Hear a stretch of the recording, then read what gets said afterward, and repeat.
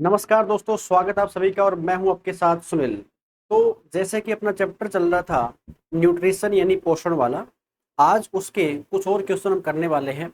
हमने लास्ट में ये किया था कि जो न्यूट्रिशन का चैप्टर है उसमें हम पढ़ रहे थे कार्बोहाइड्रेट्स शर्करा के बारे में, कि कार्बोहाइड्रेट्स कितने टाइप का होता है वो अपन डिस्कस कर रहे थे। आज का जो हमारा फर्स्ट क्वेश्चन है वो ये है। इसने पूछा है विच of the following carbohydrates is found is largest quantity on earth, यानी इस पूरी पृथ्वी के ऊपर जो कार्बोहाइड्रेट है ये सबसे ज्यादा कौन सी पाई जाती है।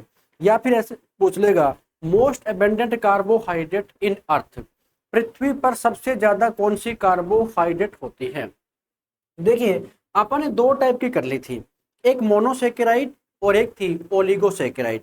अब जो तीसरा पार्ट होता है ना किसका, कार्बोहाइड्रेट का, अपन ने ये बात डिस्कस की थी कि जो कार्बोहाइड्रेट है, कार्बोहाइड्रेट इसके टोटल कितने पार्ट थे आगे, तो तीन पार्ट थे। एक मैंने करवाया आपको मोनोसेकेराइड, एक तो अपन ने किया था मोनोसेकेराइड, एक अपन ने कौन सा किया था ओलिगोसेकेराइड, ओलिगोसेकेराइड। तो इसके जो एग्जाम्पल है ना ये अपन ने यहाँ पर देख लिए थे कि इसके एग्जाम्पल कौन कौन से थे। आज हमें जो पढ़ना है वो है नेक्स्ट इसका पार्ट कौन सा, वो है पॉलीसेकेराइड। और जो पॉलीसेकेराइड है ये किसका एग्जाम्पल है, ये मोनोसेकेराइड का ही एग्जाम्पल है, पॉलीसेकेराइड। आज हमें देखने हैं इसके कौन कौन से एग्जाम्पल होते हैं। तो इसने आपसे पूछा है ऐसी कौन सी कार्बोहाइड्रेट है वो सबसे ज्यादा पाई जाती है। देखिए इसमें चार ऑप्शन दे रखे हैं, तो हमारा जो फर्स्ट ऑप्शन है ना वो यहाँ पर बिल्कुल सही है।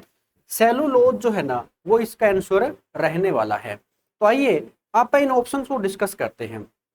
सबसे पहले आपको ये पता हो सेलुलोज के बारे में कैसे क्वेश्चन आते हैं।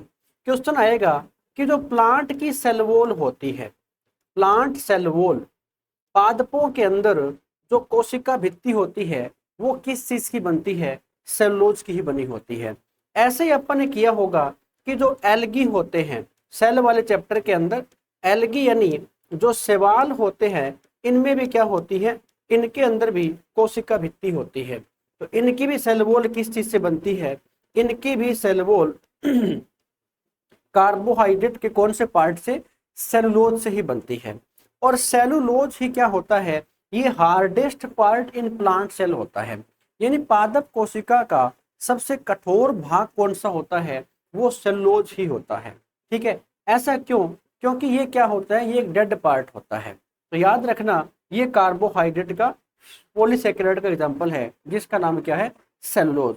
इसने जो पूछा था उसका आंसर भी क्या है, सेलुलोज ही आएगा। सेकंड क्या दे रखा है, ग्लाइकोजन। और ग्लाइकोजन का क्या अर्थ होता है, ग्लाइकोजन जो होता है ना ये होता है reserve food in human body, यानी मानव शरीर का, मानव शरीर का संचित भोजन जो होता है, मानव शरीर का संचित भोजन किस रूप में भंडारित रहता है, वो ग्लूकोज की फॉर्म में भंडारित रहता है। ऐसा कैसे, मैंने करवाया होगा कि हमारे ब्लड के अंदर एक शुगर होती है जिसे हम क्या बोलते हैं, जिसे हम ब्लड शुगर कहते हैं। कौन सी, वो था ग्लूकोज। और यही ग्लूकोज जब हमारे ब्लड के अंदर ज्यादा हो गया, ये चेंज किसके अंदर हो जाएगा, ये ग्लाइकोजन के अंदर चेंज हो जाएगा। किसके अंदर, ग्लाइकोजन में चेंज हो जाएगा। और यही जो ग्लाइकोजन है ये बाद में स्टोर होता है लीवर के पास में जाकर के। लेकिन ग्लाइकोजन भी किसका एग्जाम्पल है, ये भी यहाँ पर पॉलीसेकेराइड का एग्जाम्पल ही है। जो काइटिन है, काइटिन मैंने करवाया होगा किसके बारे में, जो फंजाई होते हैं, फंजाई, इनकी जो कोशिका भित्ति होती है ये किस चीज से बनती है, ये फंजाई की काइटिन से ही बनती है। और एक होता है स्टार्च की फॉर्म में। लेकिन पूछा क्या था, कौन सी कार्बोहाइड्रेट पृथ्वी पर सबसे ज्यादा मात्रा में होती है, आपने बताना है सेलुलोज। जो स्टार्च है ये अपन लोग अगर हम बात करें कि प्लांट का जो रिजर्व फूड होता है, प्लांट का जो रिजर्व फूड होता है ना, वो रिजर्व फूड भी कौन सी फॉर्म में होता है, वो स्टार्च की फॉर्म में होता है। ठीक है, तो इस क्वेश्चन का ऑप्शन क्या रहेगा, ऑप्शन नंबर है ए फर्स्ट, सेलुलोज ही आएगा। तो ये किसके एग्जाम्पल थे? ये सारे के सारे पॉलीसेकेराइड के एग्जाम्पल है। किसके एग्जाम्पल है? पॉलीसेकेराइड कार्बोहाइड्रेट के एग्जाम्पल है। नेक्स्ट क्वेश्चन में क्या पूछा गया है अपन देख लेते हैं। निम्न में से किस अंग में प्रोटीन का जो पाचन है ये शुरू होता है? अब देखिए, अपन ने जो न्यूट्रिशन वाला चैप्टर है इसमें एक चीज को कवर किया है, वो है कार्बोहाइड्रेट। तो हमने कार्बोहाइड्रेट को अच्छी प्रकार से कवर कर लिया। अब हमारा दूसरा न्यूट्रिएंट क्या है? जिसका नाम है प्रोटीन। यानी अब हम क्या पढ़ने वाले हैं? अब हम प्रोटीन को पढ़ने वाले हैं।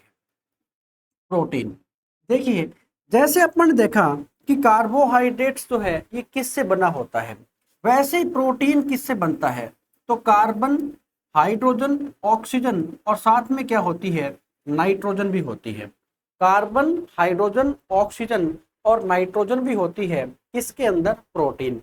इन सब से मिलकर के क्या बनता है? प्रोटीन बनता है। ठीक है। अब वैसे ही कि प्रोटीन जो है ये हमें पर डे कितना लेना चाहिए? पर डे, एक दिन के अंदर हमें कितना प्रोटीन लेना चाहिए? क्योंकि प्रोटीन के बिना हमारी बॉडी का काम नहीं चलता है। हमें पर डे जो है 70 से लेकर के ना 100 ग्राम तक, 70 से 100 ग्राम तक प्रोटीन जो है ये पर डे हमारी बॉडी के अंदर जाना चाहिए। वैसे मैं आपको एक बात बता देता हूँ, प्रोटीन जो है ना ये टोटल ह्यूमन बॉडी के अंदर कितने होते हैं? तो 22 ऐसे प्रोटीन होते हैं जो हमारे शरीर के लिए जरूरी होते हैं, एसेंशियल होते हैं। अब 22 प्रोटीन में से कितने प्रोटीन ऐसे हैं जो हम डाइट से लेते हैं और कितने ऐसे प्रोटीन है जो हमारी बॉडी के अंदर बनते हैं? तो देखिए इसमें से कम 12 प्रोटीन ऐसे होते हैं जो ह्यूमन बॉडी के अंदर ही बनते हैं। ठीक है।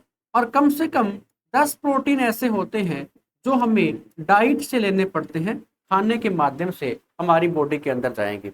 जैसे हमने कैरेट यानी गाजर को खाया तो गाजर के अंदर एक प्रोटीन होता है, कौन सा? कैरोटीन प्रोटीन होता है। जैसे हमने दूध को पिया, मिल्क लिया, तो मिल्क के अंदर एक प्रोटीन जाएगा, कौन सा? कैसीन प्रोटीन होता है। ऐसे करके ना हम डाइट के माध्यम से बहुत सारे प्रोटीन लेते हैं जो हमारी बॉडी के लिए जरूरी है। या फिर मैं कहूँ कि हमारी बॉडी के अंदर बनने वाले प्रोटीन कौन से होते हैं? जैसे सीधा क्वेश्चन आया, ह्यूमन बॉडी के अंदर जो हमारी बोन्स होती है, हड्डियां होती है, इनके अंदर कौन सा प्रोटीन होता है? तो ओसिन प्रोटीन होता है। हमारी जो मसल्स है, मांसपेशियां है, इनमें कौन से प्रोटीन होते हैं? एक्टिन मायोसिन प्रोटीन होता है। आप डिस्कस करने वाले, एक बार रुक जाओ। ये तो हो गया पर डे। ठीक है। अगर पूछ ले कि अगर आप 1 ग्राम प्रोटीन खा रहे हो तो 1 ग्राम प्रोटीन से कितनी एनर्जी मिलती है? तो 4.2 किलो कैलोरी, इतनी ही एनर्जी मिलती है हमें 1 ग्राम प्रोटीन से। ठीक है। तो अब बात यह है कि प्रोटीन का डाइजेशन ह्यूमन बॉडी के अंदर कहां पर होता है? जो प्रोटीन है इसका डाइजेशन ह्यूमन बॉडी के अंदर कहां पर होता है? इसका पाचन हमारे शरीर में कहां पर होता है? तो देखिए मैंने आपको बताया कि हमने एक न्यूट्रिएंट लिया था कार्बोहाइड्रेट्स, और कार्बोहाइड्रेट का जो डाइजेशन है ये ह्यूमन बॉडी के अंदर कहां पर हुआ था? हमारे माउथ के अंदर हुआ था। लेकिन माउथ के अंदर कितने प्रतिशत हुआ था? तो 70% तक हुआ था। यानी उसको अपन ने बोला था पार्शियल डाइजेशन। ऐसे ही हमारे शरीर के अंदर जब प्रोटीन जाता है हमारे स्टमक के अंदर, यानी जब खाना हमारे स्टमक में जाता है, खाना जब हमारे अमाशय में जाएगा, तो यहाँ पर किसका पाचन शुरू होता है? यहाँ पर प्रोटीन का डाइजेशन शुरू होता है। ह्यूमन बॉडी का वो ऑर्गन जिसके अंदर सबसे पहले प्रोटीन का डाइजेशन शुरू होता है उसका नाम क्या है? उसका नाम है स्टमक यानी अमाशय। हमने खाना खाया, ओइसोफेगस से फूड हमारे स्टमक में आया। अब स्टमक में खाना 2 घंटे तक तो ऐसे ही पड़ा रहेगा, फिर इसका डाइजेशन शुरू होता है और हमारे स्टमक में क्या बनते हैं? एंजाइम बनते हैं। हमारे स्टमक में एंजाइम बनते हैं और ये एंजाइम ही क्या काम करवाते हैं? ये प्रोटीन का डाइजेशन करवाते हैं।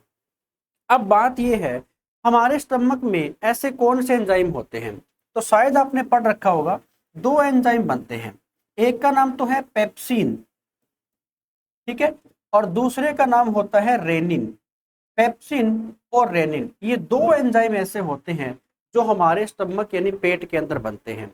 और इन्हीं के माध्यम से क्या होते हैं, प्रोटीन का डाइजेशन शुरू होता है। तो जब भी क्वेश्चन आए प्रोटीन का कितना परसेंट डाइजेशन होता है, तो यहाँ पर भी 70 to 80% ही डाइजेशन होगा, और बाकी का कहाँ पर होगा, स्मॉल इंटेस्टाइन, छोटी आंत के अंदर होता है। तो ये प्रोटीन का डाइजेशन कहाँ पर होता है, याद रखना। प्रोटीन को ही बिल्डिंग ब्लॉक ऑफ लाइफ कहा जाता है। प्रोटीन को ही क्या बोलते हैं, बिल्डिंग ब्लॉक ऑफ लाइफ कहा जाता है। बिल्डिंग ब्लॉक ऑफ लाइफ कहा जाता है।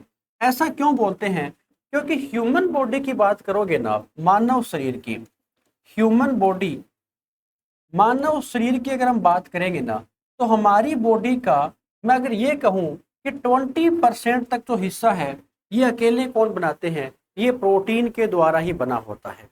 ठीक है, तो ये वाली बात आपको पता होनी चाहिए कि प्रोटीन जो है ये कार्बन, हाइड्रोजन, ऑक्सीजन और नाइट्रोजन से मिलकर के बनता है। प्रोटीन हमें हमारी बॉडी के अंदर कितने प्रोटीन की आवश्यकता है, 22 प्रोटीन होते हैं जो कम से कम हमारी बॉडी के लिए जरूरत होती है। हमें पर डे जो है कितना प्रोटीन चाहिए, तो 70 to 100 ग्राम तक जो है ये हमें प्रोटीन चाहिए। ऐसे ही अगर मैं कहूँ कि डाइजेशन अगर हमारी बॉडी में शुरू हुआ, तो इसके लिए 1 ग्राम जो प्रोटीन है ना, हमारा कितना चाहिए, 4.2 किलो कैलोरी एनिमेट चाहिए। और स्टमक की बात करें तो अमाशय के अंदर क्या होते हैं, एंजाइम बनते हैं, जिसका क्या होता है, प्रोटीन का डाइजेशन होता है, प्रोटीन का पाचन यहाँ पर हो जाता है। ठीक है, इसने पूछ रखा था in which of the following organ does protein digestion begin. Protein का पाचन शुरू कहाँ पर होता है, आपने बताना है स्टमक, यानी ये हमारे अमाशय वाले पार्ट के अंदर होता है। ये बात आपने यहाँ पे पता कर लेनी थी। आइए चलते हैं नेक्स्ट क्वेश्चन के ऊपर। नेक्स्ट क्या पूछ रहा है, इसने पूछा है कि गेहूं में सबसे प्रचुर मात्रा में कौन से वाला जो प्रोटीन है ये पाया जाता है। The most abundant protein found of in wheat is, यानी गेहूं के अंदर सबसे ज्यादा प्रोटीन कौन सा होता है, ये वाली बात ये पूछ रहा है। तो जिलेटिन प्रोटीन है, ओसिन प्रोटीन है, ग्लूटामाइन प्रोटीन है, एल्ब्यूमिन प्रोटीन है। इसका जो ऑप्शन रहने वाला है वो तो ऑप्शन नंबर सी रहेगा। ग्लूटामाइन जो प्रोटीन है ना, ये कहाँ पर होता है, ये व्हीट यानी गेहूं के अंदर होता है। जब भी आपसे पूछ ले कि व्हीट गेहूं के अंदर कौन सा प्रोटीन होता है, ग्लूटामाइन प्रोटीन यहाँ पे पाया जाता है। ठीक है, अब ये जो बाकी के ऑप्शन दे रखे हैं, जैसे जिलेटिन प्रोटीन, तो जो कोकोनट वाटर होता है, जो कोकोनट वाटर होता है, क्या होता है, कोकोनट जो वाटर होता है, पानी होता है। नारियल पानी के अंदर कौन सा प्रोटीन होता है, तो नारियल पानी के अंदर जिलेटिन प्रोटीन पाया जाता है। नारियल पानी के अंदर कौन सा प्रोटीन पाया जाता है, जिलेटिन प्रोटीन पाया जाता है। ऐसे मैंने कहा था कि जो हमारी बोन्स होती है, जो हमारी हड्डियां होती है ना, हड्डियों के अंदर एक प्रोटीन होता है, कौन सा, ओसिन प्रोटीन होता है।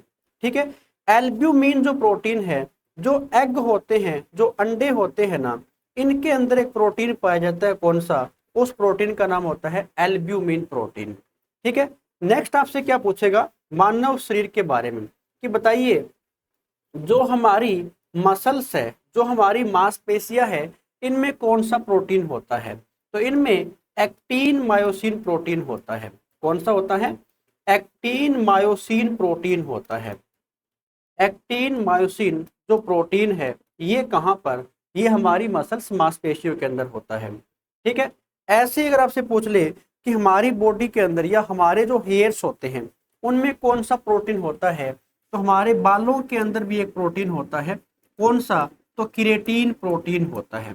कौन सा होता है, किरेटिन प्रोटीन होता है, जो हमारे बालों के अंदर मौजूद रहता है। तो ये कुछ चीजें हैं जो आपको ह्यूमन बॉडी के अंदर पता होनी चाहिए। अगर मैं बात करूं हमारी बॉडी के अंदर जो एक हिस्सा होता है ब्लड, ठीक है, ब्लड का एक पार्ट तो होता है कौन सा, सॉलिड पार्ट, और एक होता है लिक्विड पार्ट। और इस लिक्विड पार्ट को क्या नाम देते हैं, इसे प्लाज्मा कहा जाता है। इसी प्लाज्मा के अंदर कौन से वाला प्रोटीन पाया जाता है, तो इस प्लाज्मा के अंदर जितने प्रोटीन होते हैं, जैसे फाइब्रिनोजन या फाइब्रिन जो प्रोटीन है, ऐसे ही फिब्रिनोजन, फिब्रिनोजन ये वाला प्रोटीन। ऐसे ही प्लाज्मा के अंदर और कौन सा होता है, ग्लोब्यूलिन प्रोटीन, ग्लोब्यूलिन प्रोटीन होता है, ग्लोब्यूलिन प्रोटीन। ठीक है। ऐसे ही प्लाज्मा के अंदर थ्रोम्बिन प्रोटीन होता है। कौन सा होता है, थ्रोम्बिन प्रोटीन होता है। यही प्लाज्मा के अंदर प्रोथ्रोम्बिन प्रोटीन होता है, प्रोथ्रोम्बिन प्रोटीन होता है। तो ये सब बातें है ना आपको पता होनी चाहिए जो हमारी बॉडी के अंदर प्रोटीन बनता है। मैंने क्या कहा आपको, हमारे शरीर के अंदर कम से कम 12 प्रोटीन ऐसे होते हैं जो हमारी बॉडी के अंदर बनते हैं। अब देखो कुछ प्रोटीन तो हमारे ब्लड के पार्ट है, प्लाज्मा, इसी के अंदर बन रहे हैं। ऐसे ही जो हमारा हेयर से बालों के अंदर कौन सा प्रोटीन होता है, हमारी मसल्स के अंदर प्रोटीन होता है, हमारी बोन्स के अंदर प्रोटीन होता है। ऐसे करके है ना हमारी बॉडी के अंदर टोटल 22 में से 12 जो होते हैं ये हमारी बॉडी के अंदर ही बनते हैं। जैसे क्वेश्चन आता है ब्लड क्लोट करवाने में, ब्लड क्लोटिंग करवाने में एक प्रोटीन हेल्प होता है जिसका नाम होता है हिपेरिन प्रोटीन। कौन सा होता है, हिपेरिन प्रोटीन। और ये जो हिपेरिन प्रोटीन है ना इसका सीक्रेशन कौन करता है, लीवर करता है। कौन करता है, लीवर करता है। अगर मैं कहूं कि ब्लड क्लोटिंग नहीं होने देता, ये हमारे शरीर के अंदर ब्लड क्लोटिंग नहीं होने देगा। ये क्या होता है, ये एंटी क्लोटिंग होता है। ये क्या होता है, ये एक प्रकार से एंटी क्लोटिंग का काम करता है। एंटी क्लोटिंग हमारे शरीर के अंदर ब्लड वेसल्स में जो ब्लड 24/7 दौड़ता ही रहता है, उसके पीछे रीजन क्या है, वो होता है एंटी क्लोटिंग फैक्टर, जिसका नाम क्या होता है, हिपेरिन प्रोटीन। बनाता कौन है, तो वो हमारा लीवर बनाता है। तो ऐसे करके आपको कुछ बातें पता होनी चाहिए थी जो हमारे किसके बारे में है, प्रोटीन के बारे में। चलिए अगला जो क्वेश्चन है वो क्या पूछा गया होगा, विच of the following protein helps in blood clotting. ये वाला देखो, इसने आपसे पूछा है विच of the following proteins help in blood clotting. इनमें से ऐसा कौन सा प्रोटीन है जो हमारे ब्लड का क्लोट करवाता है। देखिए मैंने कहा अगर हमारे हाथ पर या हमारी बॉडी के किसी पार्ट के ऊपर नॉर्मल चोट लग जाती है, तो नॉर्मल चोट लगने के बाद में जो ब्लड यहाँ से निकलता है ना, तो वहां पर आप कुछ टाइम बाद देखते हैं एक क्लोट बन जाता है। वो क्लोट कौन करवाता है, ये वाली बात आपसे पूछ रहे हैं। इसका ऑप्शन रहेगा फाइब्रिनोजन जो प्रोटीन होता है ना, ये ब्लड क्लोटिंग करवाता है। फाइब्रिनोजन जो प्रोटीन होता है ये ब्लड क्लोटिंग करवाता है। क्या करवाता है, ये ब्लड क्लोटिंग करवाता है। ये चीज आपको पता होनी चाहिए, ठीक है ना। मैंने कहा हमारे किसी भी पार्ट के ऊपर मान लीजिए यहाँ से ये ब्लड वेसल सी, इससे ब्लड जा रहा था और ब्लड जा रहा था तो यहाँ से मान लीजिए चोट लग गई और ब्लड बाहर निकलने लग गया, तो ये प्रोटीन वहां पर आता है। वहां पर आकर के ना ऐसे करके एक फाइबर नुमा संरचना तैयार कर देता है जिसके अंदर ब्लड के पार्टिकल फंसते जाते हैं। तो याद रखना ब्लड क्लोटिंग वाला प्रोटीन कौन सा होता है, फाइब्रिनोजन। और अभी मैंने करवाया एक होता है एंटी क्लोटिंग फैक्टर। ये क्या होता है, एंटी क्लोटिंग फैक्टर होता है। एंटी क्लोटिंग फैक्टर उसे क्या कहा जाता है, उसका नाम होता है हिपेरिन या हेपरिन। ठीक है। ये क्या काम करता है, ये हमारी बॉडी के अंदर जो ब्लड है ये 24/7 दौड़ता ही रहता है, 24/7 रन करता ही रहता है ब्लड वेसल्स के अंदर, रुकने का नाम ही नहीं लेता। क्योंकि रुक गया तो ये समझ लो कि हमारा क्या हो जाता है, काम हो जाता है। इसीलिए ब्लड क्लोटिंग ना होने देना वो कौन सा होता है, ये तो एंटी क्लोटिंग है और ये क्लोटिंग करवाता है। ठीक है। कोलेजन प्रोटीन जो है ना ये हमारी स्किन के अंदर होता है, ये हमारी त्वचा के अंदर होता है। तो कई बार ये भी क्वेश्चन आता है ह्यूमन बॉडी के अंदर सबसे ज्यादा कौन सा प्रोटीन पाया जाता है। ह्यूमन बॉडी के अंदर यानी मानव शरीर में, मानव शरीर में सबसे ज्यादा प्रोटीन, सबसे ज्यादा कौन सा प्रोटीन पाया जाता है, तो आपने बताना है कि ह्यूमन बॉडी के अंदर कोलेजन प्रोटीन होता है जो ज्यादा पाया जाता है। क्यों, क्योंकि ये हमारी स्किन के अंदर होता है और स्किन क्या होती है, हमारी बॉडी का एक लार्जेस्ट अंग होता है। क्या होता है? Largest organ in human body अगर आपसे पूछे क्या होती है? स्किन होती है। ठीक है। ओसिन प्रोटीन जो है ये हमारी बोन्स के अंदर होता है, ये हमारी हड्डियों के अंदर होता है। तो ये चीजें मैं आपको करवा चुका था। ठीक है ना। तो विच of the following proteins help in blood clotting, blood का थक्का जमाने वाला प्रोटीन कौन सा होता है? तो आपने बता देना है फाइब्रिनोजन प्रोटीन होता है। चलिए अगला जो क्वेश्चन है उसमें क्या पूछा गया है, वसा का डाइजेशन मानव शरीर में कहां पर होता है या किस अंग में शुरू होता है? अब जो क्वेश्चन हमारा चल पड़ा है वो है फैट का डाइजेशन। देखिए मैंने आपको 3 न्यूट्रिएंट के बारे में बताया था। पहला अपन ने कौन सा किया था? पहला किया था कार्बोहाइड्रेट। पहला अपन ने कार्बोहाइड्रेट किया था और इस कार्बोहाइड्रेट का जो डाइजेशन है ये कहां पर शुरू हुआ था? ये हमारे माउथ के अंदर शुरू हुआ था, ये हमारे मुख में शुरू हो गया था। ऐसे ही अगर आपसे पूछ ले दूसरा अपन ने देखा था कौन सा, जिसका नाम था प्रोटीन।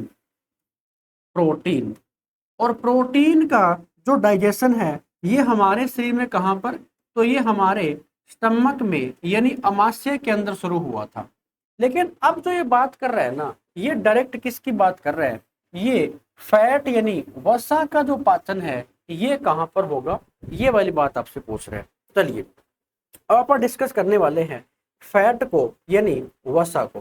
देखिए अब जो हमारा चैप्टर शुरू हो रहा है, चैप्टर वही चल रहा है लेकिन जो टॉपिक है, जो पॉइंट है, फैट यानी वसा बनता किससे है? तो कार्बन से, हाइड्रोजन से और ऑक्सीजन से मिलकर के बनता है। कार्बन, हाइड्रोजन और ऑक्सीजन इन तीनों से मिलकर के बनता है क्या? फैट। नेक्स्ट पॉइंट क्या आता है, हमें पर डे कितनी फैट लेनी चाहिए? पर डे जो है कितनी फैट? तो एक ह्यूमन बॉडी के अंदर मिनिमम या मैक्सिमम 50 ग्राम तक जो प्रोटीन, जो फैट है ये हमारी बॉडी के अंदर जाना चाहिए। लेकिन यहाँ पर एक बदलाव है, एक चेंज है। क्या? अपन ने ये देखा था कि अगर आप कार्बोहाइड्रेट या प्रोटीन ले रहे हो तो इनको लेने से आपको 4.2 किलो कैलोरी जो एनर्जी है ना ये आपको मिल रही थी।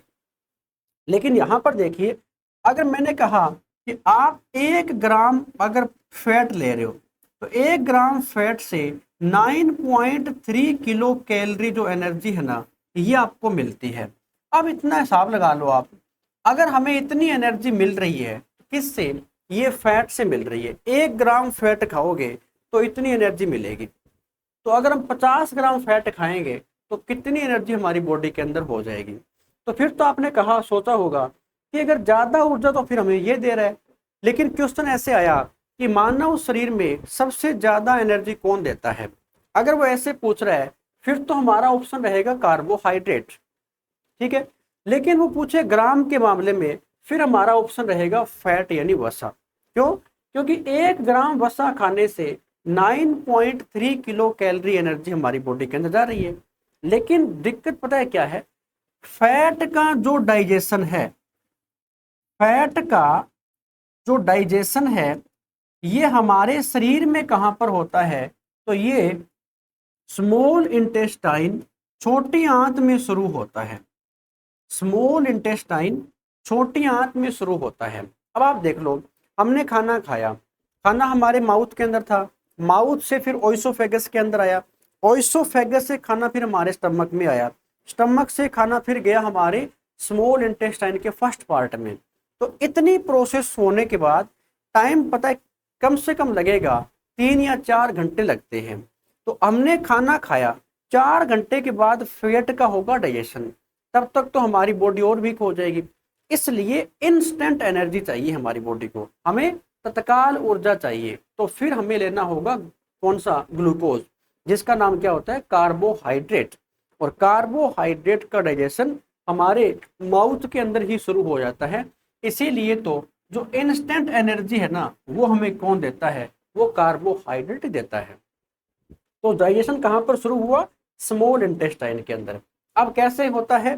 तो स्मॉल इंटेस्टाइन के फर्स्ट पार्ट में जब खाना जाता है ना तो वहां पर बाइल जूस भेजता है लीवर। लीवर क्या भेजता है? लीवर वहां पर बाइल जूस भेजता है, पित्त रस भेजता है। और यही जो बाइल जूस होता है ना, इसके अंदर होते हैं सोल्ट, सोडियम बाइकार्बोनेट और सोडियम ग्लाइकोलेट। ये क्या काम करवाते हैं, ये फैट का इमल्सिफिकेशन करवाते हैं, ये फैट का डाइजेशन शुरू करते हैं। ठीक है, तो इसका डाइजेशन शुरू कहाँ पर हुआ, छोटी आंत के अंदर। तो ये फैट के बारे में हम बातें कर रहे थे। अब जो फैट होती है ना, ये अगर मैं कहूँ कि दो टाइप की होती है, एक तो होती है सैचुरेटेड फैट और एक दूसरी होती है अनसैचुरेटेड फैट। तो वसा जो है ये दो टाइप की है। अब ये दो टाइप कौन कौन से होते हैं, ये हम डिस्कस करने वाले हैं नेक्स्ट लेक्चर के अंदर। ठीक है, तो उम्मीद करता हूँ कि आपको ये क्लास अच्छी लगी होगी, बढ़िया समझ में आया होगा और आप अधिकतम अपने दोस्तों को ये क्लास शेयर कर रहे होंगे। तो मिलते हैं स्टूडेंट्स नेक्स्ट क्लास के अंदर। हम पढ़ने वाले हैं उसके अंदर कि जो फैट है ये आगे कितने टाइप की होती है और कौन कौन सी होती है। थैंक यू स्टूडेंट्स, धन्यवाद।